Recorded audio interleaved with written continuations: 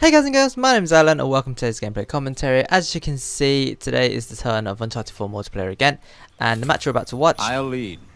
You'll follow. Okie doke. The match you're about to watch is a Plunder game on the map River, and I think I do pretty well, as you can probably tell from the title of the video. Well, I don't know if I put the scoreline in the video or not, but I do pretty well. And the class that I'll be using is the HS39. So, chronologically, this video is slightly out of place. The next video I was going to show was going to be yet another para pistol class match, but I thought you're probably getting a bit bored of that now, so I thought I'd mix it up a bit and I'd go to the HS39. So it's slightly out of order in terms of chronologically, but I mean, I guess. Well, at the time there was no ranking anyway, so I guess it's not that big a deal. But just I'd like to be honest with you, let you know what's going on. So yeah, HS39, as you can see, is the assault rifle. It's one of the long guns, and yeah, well, it's got a pretty decent rate of fire. It's got decent sort of damage because of the rate of fire, but I guess if you compare it bullet per bullet to other weapons, it's not massively strong.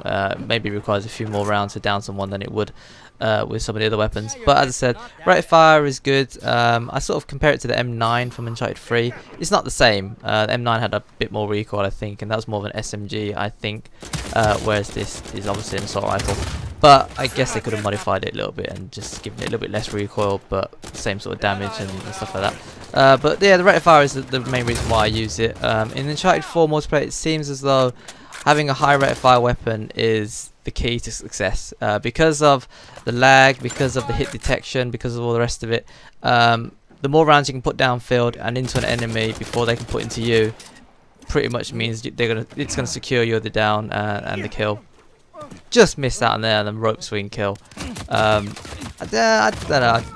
I have mixed feelings about it. On the one hand, it is really cool to use, and then my teammate saves me, gets the melee kill that I was gonna get, and then revives me. I love that. I remember actually giving him a bit of a round of applause when he did it at the time, because obviously he saved me, and that's the main thing. But he managed to get the rope swing kill as well, so did it in style, bit of swag.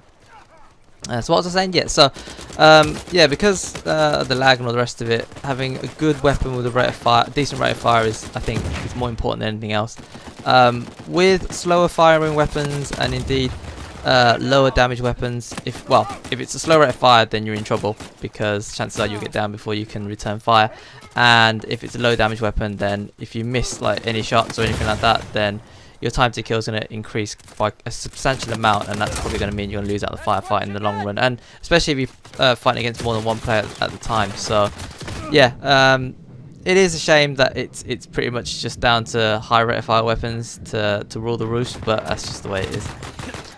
So yeah, so today's topic, I was going to talk about I don't know, it seems to me as though the player base for Uncharted 4 multiplayer is dwindling, and dwindling quite fast. It's kind of sad to say it, but it is true, I think.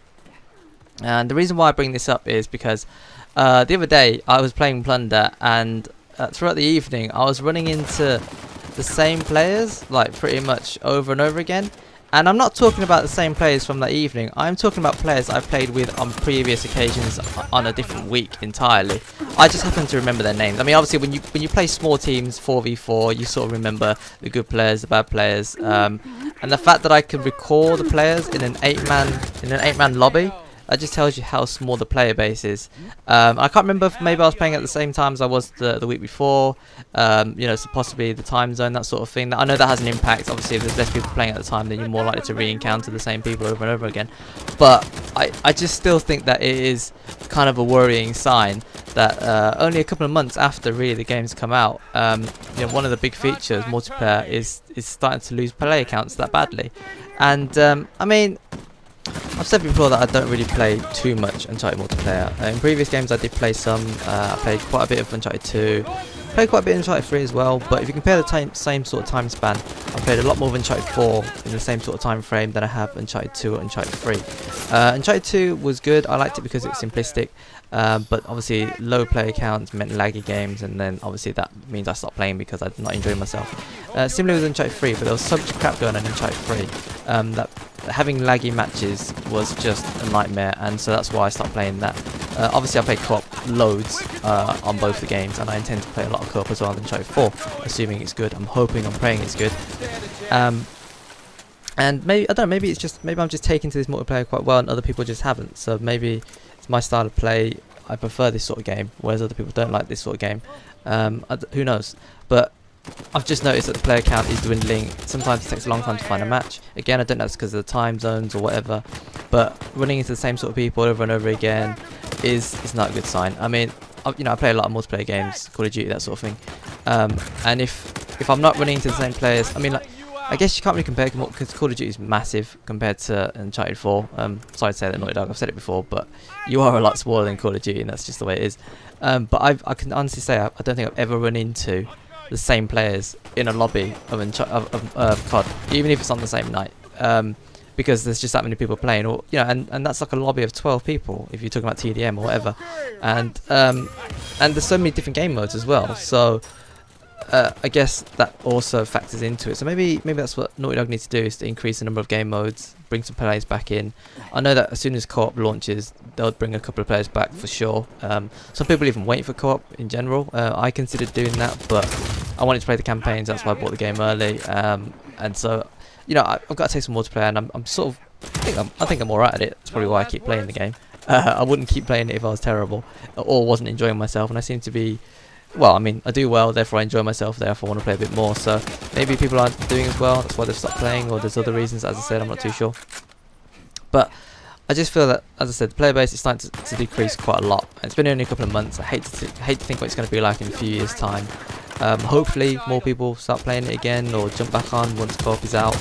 That dude there just gets crapped on. Well, he really shouldn't have swung towards me. If anything, he should have swung away to safety rather than towards me, where I'll shoot him and teammate was shooting. Anyway, it's his mistake, not my concern. And so yeah, that's all I really want to say. Really, I just want to express a bit of concern over it. I don't know. I'm uncertain as to why the player base is so small. I mean, if you've got any thoughts or theories, then let me know in the comment section below.